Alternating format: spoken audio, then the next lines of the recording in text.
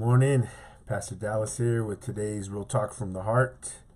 Today's Real Talk is from the book of Joshua, chapter 20 and verse 5. And here's the word of the Lord.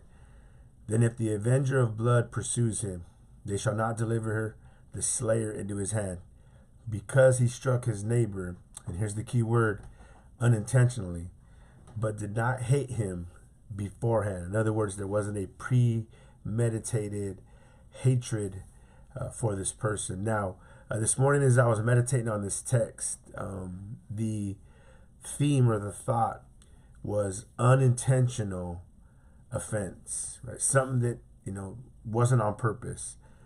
We must guard our own hearts against unintentional offense. Not everything that we take offense to was done intentionally. Not everything that we take offense to was done on purpose.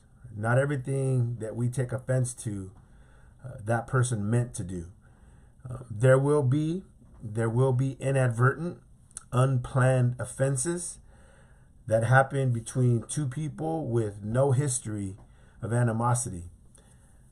We must be careful about allowing animosity or hatred or ill feelings towards people because of something that they have done to us. And again, this sometimes it may be on purpose, right? I'm not saying that it can't be done on purpose, but listen, there are times when things are done unintentionally, and we've got to guard our own hearts against these unintentional offenses, man, because when we start to develop hate in our hearts, man, a lot can go wrong. In Matthew chapter 18, verse 15 through 20, the Lord Jesus Christ gives us a teaching on how to deal with a brother or a sister who has sinned against us, or another translation says who has offended us. He tells us how to deal with the offense, right? We go to that person one-on-one and we let them know that, hey, you have offended me or you've sinned against me. And if they're of a humble heart, right, they'll own it, and that relationship will be restored. But if not, then you're to get a witness, right? And if that won't, then you go to the right leaders of the church. That is the protocol on how to deal with, right, offenses. Now, here in Matthew 6, verse 12, we see what's called the Lord's Prayer. And it says, and forgive us our debts, right? The things that we've done, the offenses that we've committed, forgive us our debts, as we also forgive those who are debtors to us. And that's the key word there, debtor, man. When someone offends somebody, there is this like overarching, hanging over them like a debt, like a burden. And the word forgiveness means to release, to release. And so here the prayer in the Lord's Prayer is, forgive us, right, our debts. Lord, you have it over us as we forgive, right, those that we have stuff over because of their sin against us or their offense against us. That's what the Lord Jesus Christ told us to do. And then when you get over to 2 Corinthians chapter 2, verses 3 through 11, the Apostle Paul writes to the church in Corinth about forgiving the one who offended, right? Forgiving a sinning brother. And it's a great passage, and he gives us the reason why. He says, because if we don't, right, if we refuse to forgive those that offended us, those that have sinned, he says the devil schemes, right? He says we're not ignorant of his devices. He says this, Satan takes advantage, guys. Satan takes advantage when there is a refusal to forgive the offender. Satan takes advantage of that, and he can make a mess of things. And so when offenses come, listen, and they will. When offenses come, and they will, there is a test on both parts. What do I mean? To the one, it's a test of, hey, are you going to be honest enough?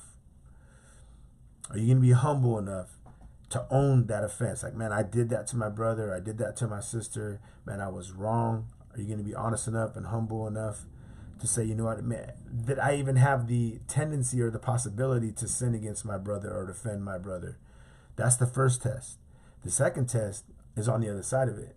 Is there going to be a willingness to forgive? Or are they going to hold on to it and, those kinds of things? Man, we need to check those ill feelings towards other believers, man. That animosity, Because if you give it time, man, Satan will slither his way in like the snake that he is, and there will be irreparable damage done to that relationship. And so we've got to get on it as quick as possible when those ill feelings come and those animosities or those offenses happen. Again, whether intentional or unintentional, we've got to do that. If we live in our feelings, if we live by our feelings, we will be people who are offended very easily. People who are offended very easily are those who live by their feelings. Guys, God hasn't called us to live by our feelings. Yes, feelings are natural. Yes, we have them. Man, but we are to be a thick-skinned people.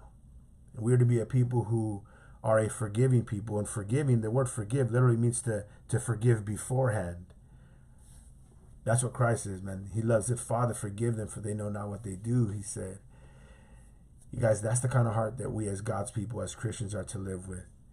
There will be unintentional offenses that happen to you and me. But will our love be mature enough to say, you know what, I'm going to release that person, whether they did it intentional or unintentional. And I'm going to let God, right, do a work in my heart so that I can love like Jesus. So I can love like Jesus. Because at the end of the day, that's what it's all about. At the end of the day, it's all about not whether I'm right or wrong, but it's about, hey, listen, am I loving like Jesus? Am I loving like him? I hope this spoke to your heart, because I know, man, it was very challenging for me this morning, man, this issue of unintentional offenses. Hey, the Lord loves you. I love you too. And I'm praying for you. Asking you please be praying for me as well. Thank you for tapping in for some real talk from the heart today. And I hope you'll catch me on the next video. God bless y'all.